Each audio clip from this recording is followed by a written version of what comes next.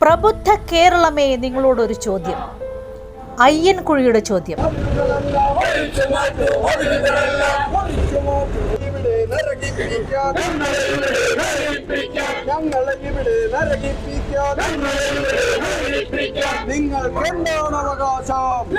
ഞങ്ങളും നിങ്ങളെപ്പോലെ മനുഷ്യരല്ലേ? നിങ്ങൾ അറിഞ്ഞോ ഞങ്ങളുടെ പ്രാണവായുവിൽ വിഷം കലർത്തിയത്? നിങ്ങൾ അറിഞ്ഞോ ഞങ്ങളുടെ വെള്ളവും മണ്ണും കൊള്ളയടിച്ചത്? BPCL-ഉം HOC-യും ഞങ്ങളെ കോട്ടയ്ക്കുള്ളിൽ കെട്ടിയടച്ചതും നിങ്ങൾ അറിഞ്ഞോ?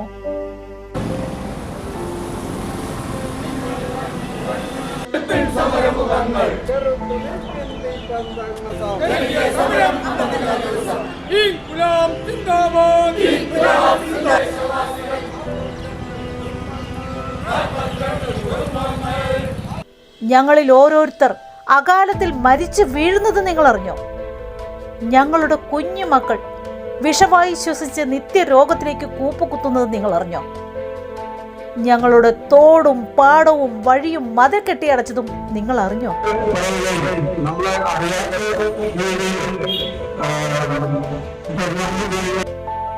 നിയമങ്ങൾ പാലിക്കാത്ത കമ്പനി ഞങ്ങളുടെ ജീവനാണ് ബലി കഴിക്കുന്നത്. കാര്യത്തിന് വേണ്ടിയിട്ടാണ് നിങ്ങൾ സമരം ചെയ്യുന്നത്. നിങ്ങൾക്ക് നിങ്ങളുടെ മുമ്പിൽ അച്ചടി ഭാഷ ഒന്നും പറയാനില്ല. ഈ പെങ്ങള് അവിടെ വെച്ച് എന്നോട് പറഞ്ഞ കുറെ കാര്യങ്ങൾ എനിക്ക് അറിയാവുന്ന, എന്റെ ഉള്ളിൽ തട്ടിയ കുറെ കാര്യങ്ങളുണ്ട്. അതോടൊപ്പം നിങ്ങൾക്ക് വേണ്ടിയിട്ടല്ല സമരം ചെയ്യുന്നത്. നിങ്ങളെല്ലാം തന്നെ ഒരു 30 വയസ്സിനും 40 വയസ്സിനും മുകളിൽ പ്രായമായ അമ്മമാരാണ്. നിങ്ങളുടെ സമരം എന്ന് പറയുന്നത് നിങ്ങളുടെ മക്കൾക്ക് വേണ്ടിയിട്ടാണ്. അത് വളരെ പ്രധാനപ്പെട്ട ഒരു കാര്യം. നിങ്ങൾക്ക് വേണ്ടിയിട്ടല്ല, നിങ്ങളുടെ മക്കൾക്ക് വേണ്ടിയിട്ട് സമരം ചെയ്യുന്നത്. കാരണം നിങ്ങളുടെ ഒരു ലൈഫിൽ നിങ്ങൾക്ക് ഇത് വിജയിക്കുകയില്ലോ എന്ന് നിങ്ങൾക്ക് നന്നായി ജീവിക്കണം എന്ന് നിങ്ങൾക്ക് ഇപ്പോഴും ആഗ്രഹമില്ല. പക്ഷെ നിങ്ങളുടെ വരുന്ന ഒരു തലമുറ നന്നായി ജീവിക്കണം എന്നുള്ളൊരു ആഗ്രഹം. എവിടെയും വിജയിക്കപ്പെട്ട സമരം എന്ന് പറയുന്നത് സ്ത്രീകളെ എന്ന് പറയുന്ന ഈ ലോകത്തെ ഉണ്ടാക്കിയിരിക്കുന്ന, അതായത് മക്കളെ ഉണ്ടാക്കുന്ന പോലെ ഈ സമൂഹത്തെ ഉണ്ടാക്കിയിരിക്കുന്ന ആളുകൾ എന്ന് പറയുന്നത് എന്ന് സ്ത്രീകൾ ഉണ്ടാക്കിയിരിക്കുന്ന കലാപങ്ങൾ മാത്രമാണ് ലോക ചരിത്രം എടുത്തിട്ടുണ്ടെങ്കിൽ എവിടെയും വിജയിച്ചിട്ടുള്ളൂ. നിങ്ങളുടെ ഈ സമരം ഒരു കാരണവശാലും പരാജയപ്പെടില്ല. കാരണം എന്താണെന്ന് വെച്ചിട്ടുണ്ടെങ്കിൽ നിങ്ങൾ നീതിക്ക് വേണ്ടിയിട്ട്, നിങ്ങൾ ജീവന് വേണ്ടിയിട്ടാണ് സമരം ചെയ്യുന്നത്. നിങ്ങളുടെ ഈ സമരത്തിനൊപ്പം ഒരു സമൂഹമുണ്ട്, പ്രകൃതിയുണ്ട്, ഇതിന്റെ ഒരു നീതിയുണ്ടല്ലോ. ലോകത്തെപ്പോഴും ഒരു നീതിയുണ്ടല്ലോ. ആ നീതി നിങ്ങളെ പിന്തുണയ്ക്കും. ഇത് ഏറ്റവും വലിയൊരു അഴിമതിയാണ് ഞാൻ ഇവിടെ കണ്ടത്. ഇതിന് വളരെ എനിക്ക് അതിഭീകരമായിട്ട് ഫീൽ ചെയ്തു. കാരണം 2 റെഡ് കാറ്റഗറി കമ്പനികൾ എന്ന് പറയുന്നത് ലോകത്ത് തന്നെ ഒരിടത്ത് ഉണ്ടാവുമെന്ന് എനിക്ക് തോന്നുന്നില്ല. കാരണം റെഡ് കാറ്റഗറി, ഞാൻ ലോയർ എന്നുള്ള രീതിയിൽ പറയാണ്, റെഡ് കാറ്റഗറിയിൽ മനുഷ്യരുടെ വാസം എന്ന് പറയുന്നത് യെല്ലോ കാറ്റഗറി എടുത്താൽ മതി. യെല്ലോ കാറ്റഗറി മുതൽ ഓറഞ്ച് കാറ്റഗറി വരെയുള്ള ആളുകളെ മാറ്റിക്കൊണ്ടിരിക്കുന്ന ഒരു ഇതാണിത്. ഓറഞ്ച് കാറ്റഗറിയിൽ മനുഷ്യർ പാർപ്പിക്കാൻ പാടില്ല.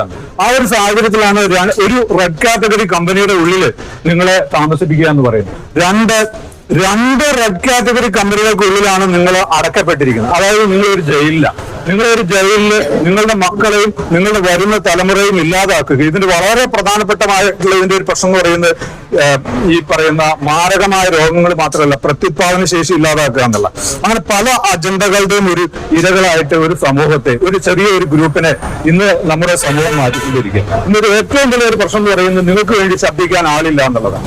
എല്ലാ ശബ്ദങ്ങളും ഇന്ന് സമ്പന്നന് വേണ്ടിയിട്ടാണ്. എല്ലാ കമ്പനികളും എല്ലാ കോർപ്പറേറ്റുകളും ഇന്ന് ശബ്ദിക്കുന്നത് സമ്പന്നന് വേണ്ടിയിട്ടാണ്. പണമില്ലാത്തവന്, ജാതിയിൽ പിറകോട്ട് പോയവന്, അല്ലെങ്കിൽ ശബ്ദമില്ലാതാകുന്ന ഒരു സമൂഹത്തിന് വേണ്ടിയിട്ട് ഇന്ന് ആരും ശബ്ദിക്കില്ല. എല്ലാ അധികാരങ്ങളും പണമുള്ളവർക്ക് വേണ്ടിയിട്ടാണ്. ഒരു ഇലക്ഷൻ ഒരു വാർഡ് മെമ്പർ മത്സരിക്കണമെങ്കിൽ ചുരുങ്ങിയത് 20 ലക്ഷം മുതൽ 50 ലക്ഷം രൂപ വരെ ചെലവഴിക്കേണ്ട ഒരു ജനാധിപത്യ ഭൂമിയിലാണ് നമ്മൾ ജീവിക്കുന്നത്. അപ്പൊ എങ്ങനെ ഇവിടെ ഒരു ജനാധിപത്യം ഉണ്ടാകും? പണമാണ് പ്രധാനം, അധികാരമാണ് പ്രധാനം. ഈ പണത്തിനും അധികാരത്തിനും വേണ്ടിയിട്ട് ഒരു സമൂഹത്തെ ബലിയാടാക്കുകയും അവരെ ഇന്ധനങ്ങളാക്കുകയും ചെയ്യുന്ന ഒരു കാലത്താണ് നമ്മൾ പോകുന്നത്. നിങ്ങൾ എന്ന് പറയുന്നത്, അല്ലെങ്കിൽ നമ്മൾ എന്ന് പറയുന്നത് ഭരിക്കപ്പെടുന്നവർക്കും ഇത്തരം ലോബികൾക്കും ഒരിക്കലും ഒരു കാര്യമേ അല്ല. നമ്മൾ മരിക്കട്ടെ, നമ്മൾ ജീവിക്കട്ടെ, അവർക്ക് വരുമാനം കിട്ടുന്നുണ്ട് എന്നല്ലാതെ മറ്റൊരു കാര്യവും നമ്മളെ സംബന്ധിച്ച് അവർ കേൾക്കുകയുമില്ല. അതുകൊണ്ട് അവരുടെ ചെവിയിൽ കേൾപ്പിക്കേണ്ട ഒരു ബാധ്യത നമുക്കുണ്ട്.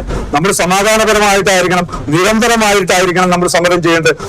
മുടങ്ങാതെ തന്നെ നിങ്ങളുടെ ശബ്ദം ഈ പറയുന്ന 50 ദിവസമല്ല 500 ദിവസമാണെങ്കിലും അതിന് മുകളിലേക്കാണെങ്കിലും നിങ്ങളുടെ ശബ്ദത്തെ അടക്കരുത്. കാരണം നിങ്ങൾ ശബ്ദിക്കുന്നത് നിങ്ങൾക്ക് വേണ്ടിയല്ല. ഞാൻ നേരത്തെ പറഞ്ഞു, നിങ്ങൾ ശബ്ദിക്കുന്നത് നിങ്ങളുടെ ജീവന് വേണ്ടിയാണ്, നിങ്ങളുടെ മക്കൾക്ക് വേണ്ടിയാണ്.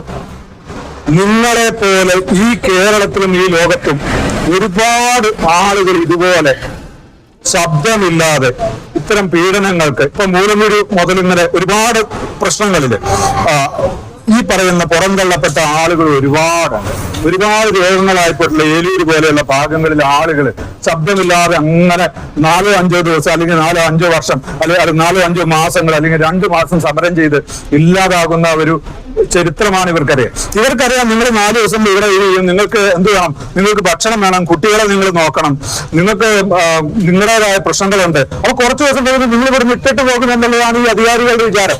അപ്പൊ അതല്ല എന്ന് തെളിയിക്കേണ്ട ഒരു ഉത്തരവാദിത്വം നിങ്ങൾക്കുണ്ട്. ഞങ്ങളുടെയും ഞങ്ങളുടെ അരുമ കുഞ്ഞുങ്ങളുടെയും ശ്വാസം മുട്ടുന്ന പുളച്ചിൽ കാണാൻ ആരുമില്ല. സർക്കാരില്ല, നിയമമില്ല, കോടതിയില്ല. ഇതേത് നാടാണ്?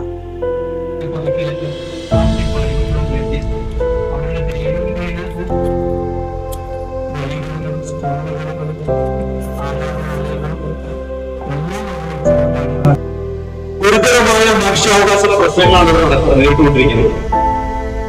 കഴിഞ്ഞ 42 വർഷക്കാലമായിട്ട് 40 വർഷക്കാലമായിട്ട് കേസുകളിലും അതിജീവികളിലും കഷ്ടപ്പെട്ടു വരുന്ന ഒരു കൂട്ടം ജനതയുടെ നിസ്സഹായതകളെ കുറിച്ചാണ് ഈ കാണുന്നതെല്ലാം.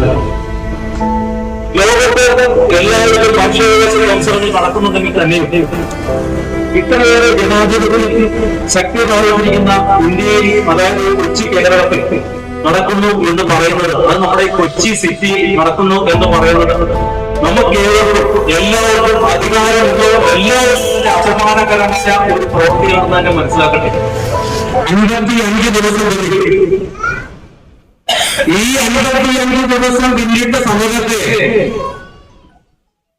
നമ്മൾ പ്രതിസ്ഥാനത്ത് നിൽക്കുന്ന DPC കൊച്ചി എടുക്കുന്നവയും HOSലും നേരിട്ട സമീപനത്തെ കുറിച്ച് നമുക്ക് നല്ല ബോധ്യമുണ്ട്. ഈ സമരം ഇന്നോ നാളെയോ അവസാനിപ്പിക്കുമെന്ന് ഞങ്ങൾ അവരെ ഒന്നിനും ബുദ്ധിമുട്ടിച്ചില്ല. ഞങ്ങളെ കൊന്നുകൊണ്ടിരിക്കുന്ന ഈ കമ്പനിയിൽ ഞങ്ങളുടെ മക്കൾക്ക് ഒരു ജോലി പോലുമില്ല.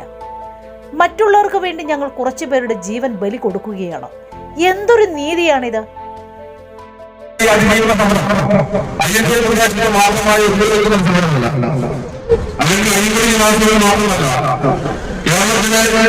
ഇന്ത്യയിലെ കമ്പനികളെ DPCയുടെ പ്രദേശത്തിലേക്ക് കടന്നു വരുമ്പോൾ ഈ പ്രദേശത്തിലാണ് വ്യവസായ മാറ്റുന്നതോടൊപ്പം തന്നെ ഇപ്പോൾ അല്ലെങ്കിൽ സെക്യൂരിറ്റിയുടെ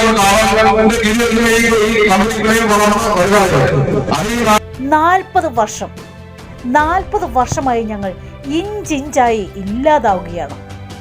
ഞങ്ങളെ ഞങ്ങളുടെ ജന്മം തന്ന മണ്ണിൽ നിന്നും വെറും 9.5 ഏക്കർ ഭൂമി, ഈ ഭൂമി കമ്പനി ഭീമന്മാർ ഏറ്റെടുത്ത് ഈ ദുരിതത്തിൽ നിന്ന് മോചനം തരുവാൻ പ്രബുദ്ധ കേരള ജനത ഞങ്ങൾക്ക് വേണ്ടി അപേക്ഷിക്കണേ.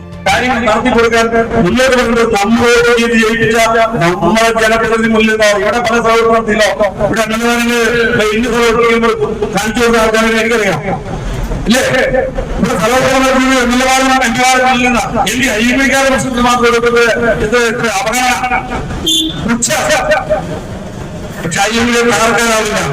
IMA 2013 ജനകീയ സമിതിയിലേക്ക് സർക്കാർ അംഗീകരിച്ച് സർക്കാരിന്റെ നിശ്ചയമാക്കിയ സംഘടനയാണ്. ഞങ്ങളൊരു കവിതയെടുത്താൽ ഇന്ത്യയിൽ ആർക്കും സംസാരിക്കാൻ ഞങ്ങളെ ക്ഷണിക്കാനുള്ള അവസരം അങ്ങനെയുള്ള സംഘടനയാണ്. അതറിയാവോ? നമ്മൾ ചെറിയ സംഘടനകളല്ല, പക്ഷേ നമ്മൾ അംഗബലം കുറവാണ്. IMA പ്രദേശം അറിയാലോ. പക്ഷേ സമരങ്ങളുണ്ട്. ആദ്യം വീട്ടിൽ മുമ്പ് സംസാരിച്ച ഞാൻ പറഞ്ഞു സമരം നടത്താൻ പാടില്ല. നമ്മളൊന്നും സമരത്തിന്റെ വഴിയില്ല. നമ്മൾക്ക് ജീവന പ്രശ്നങ്ങളുണ്ട്. നിങ്ങളുടെ സ്ഥിതി പറഞ്ഞ പോലെ തന്നെ അതിജീവന സമരമാണ്, ജീവന സമരമല്ല. പക്ഷെ ഇവിടെ ഉപജീവന സമരമായി പ്രേരിപ്പിച്ചുകൊണ്ട് നമ്മളെ കമ്പനിക്കാരുടെ ആളുകൾ പ്രേരിപ്പിക്കുന്നത് നിങ്ങളാ പ്രേരിപ്പിക്കുമ്പോൾ IMA ഒറ്റക്കെട്ടായിട്ട് നിൽക്കുമ്പോൾ IMAയുടെ മത്സരങ്ങളും എടുക്കാമെന്ന് തന്നെ നമ്മുടെ ആഗ്രഹം, നമ്മുടെ ആഗ്രഹത്തിലുണ്ട്. പക്ഷെ 40 കൊല്ലം ബന്ധപ്പെട്ട IMA അവരുടെ ചുരുക്കിയാണ് ഈ പ്രദേശം ഏറ്റെടുക്കുന്നതിന് വേണ്ടി ഇവിടുത്തെ സർക്കാർ നയിക്കുന്ന ഗവൺമെന്റ് കിലോമീറ്റർ കണക്കിന് ഭൂമി ഏറ്റെടുത്ത, ഇപ്പോഴും ഏറ്റെടുത്തുകൊണ്ടിരിക്കുന്ന കമ്പനിക്ക് ഇത്തിരിയോളം ഭൂമി ഏറ്റെടുക്കാതെ എന്തിനാ ഞങ്ങളെ കൊല്ലുന്നേ എന്നൊന്ന് ചോദിക്കാമോ കേരളമേ? ഒരു ദിവസം നേരം വെളുക്കുമ്പോൾ ഞങ്ങളെല്ലാവരും മരിച്ചു കിടക്കുമ്പോൾ നിങ്ങൾ രോക്ഷം കൊള്ളുകയോ പ്രതികരിക്കുകയോ ചെയ്തിട്ട് എന്തിനാ? അധികാരികളും ജനനായകരും ഒക്കെ എല്ലാവിധ സൗകര്യങ്ങളോടുകൂടി മറ്റു സ്ഥലങ്ങളിലേക്ക് ചേക്കേറി. അതിനുള്ള സാഹചര്യം അവർക്കുണ്ട്, അവർ ഉണ്ടാക്കി. അധികാരത്തിന്റെ തണലിൽ കമ്പനികളെ താങ്ങി നിന്ന് ജനങ്ങൾക്ക് നേതൃത്വം നൽകേണ്ടവർ ആദ്യം സുരക്ഷിതരായി. അനുയായികളും പാവപ്പെട്ട ജനങ്ങളും കഴുതകൾ. അവർക്ക് വേണ്ടി പറയാൻ ആരുമില്ല. എന്തൊരു വിരോധാഭാസം അല്ലേ? ഇതിനേക്കാളും പവറുണ്ടായിരുന്ന ആളുകൾ രാജ്യത്തെ ഭരണകൂടങ്ങൾ ഒന്നടക്കം പിന്തുണച്ചിട്ടുള്ളവർ, രാജ്യത്തിന്റെ ഭരണകൂടങ്ങൾ പ്രധാനമന്ത്രിയടക്കം പ്രോത്സാഹിച്ചിട്ടുള്ളവർ, അങ്ങനെയുള്ള ആളുകൾ സ്ഥാപനം നടത്താൻ പോയപ്പോ ആ സ്ഥാപനങ്ങളെല്ലാം അവിടെ നിന്ന് പുറത്തേക്ക് പോകേണ്ടി വന്നിട്ടുണ്ടെങ്കിൽ പ്രിയപ്പെട്ടവരെ, നിങ്ങളെക്കാളും അക്ഷരാഭ്യാസമില്ലാത്തവർ, വിദ്യാഭ്യാസമില്ലാത്തവർ, ഈ വേദിയിലുള്ള നേതാക്കന്മാരെ പോലും വിവരമില്ലാത്ത നിരാലംബരമായ ജനങ്ങളുടെ സമസ്തതയാണ് ഇന്ത്യയിലെ ഗവൺമെന്റിന് മുട്ടുമടക്കേണ്ടി വന്ന ഒരുപാട് സമയങ്ങളെ കുറിച്ച് നമുക്കറിയാം. മുട്ടുമടക്കിപ്പോയത്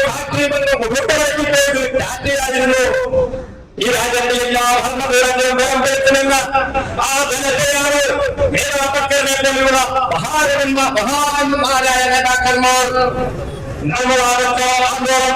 നടത്തിക്കൊണ്ട് ഗവൺമെന്റിനെ ആ സമരം ഒരു ദിനം കൊണ്ട് അവസാനിച്ചിട്ടില്ല. അയ്യങ്കുഴിക്കാർ സമരത്തിലാണ്. ഇന്ന് 56 ദിവസമായി. 55 ദിവസം സമരം ഉദ്ഘാടനം ചെയ്തു. 55ാമത്തെ ദിവസം സമരം ഉദ്ഘാടനം ചെയ്തത് ഗ്രീൻ പീപ്പിൾ ഇന്ത്യ എന്ന പരിസ്ഥിതി സംഘടനയുടെ ഓൾ ഇന്ത്യ കോർഡിനേറ്ററായ ശ്രീ അസീസ് കുന്നപ്പള്ളി സാറാണ്. മനുഷ്യാവകാശ പ്രവർത്തകൻ ശ്രീ ഹരി, അമ്പലമുകൾ റെസിഡൻസ് അസോസിയേഷൻ ഭാരവാഹി ശ്രീ സിബി, മുൻ വാർഡ് മെമ്പർ രമേശൻ, അയ്യൻകുഴി സമരസമിതി പ്രസിഡന്റ് ശ്രീ രാധാകൃഷ്ണൻ, സെക്രട്ടറി ശ്രീ പങ്കജാക്ഷൻ എന്നിവർ സംസാരിച്ചു. സാമൂഹ്യ പ്രവർത്തകനും പത്രപ്രവർത്തകനുമായ Shahul Hameed, Malayalam TV live channel director Shri Jyothish എന്നിവരും സംസാരിച്ചു. പ്രബുദ്ധ കേരളമേ, നിങ്ങളോട് ഞങ്ങൾക്ക് ആകെ അപേക്ഷിക്കാനുള്ളത് ഇതാണ്: ഞങ്ങളുടെ ഈ സഹന സമരത്തിൽ, അതിജീവന സമരത്തിൽ പങ്കുചേരും.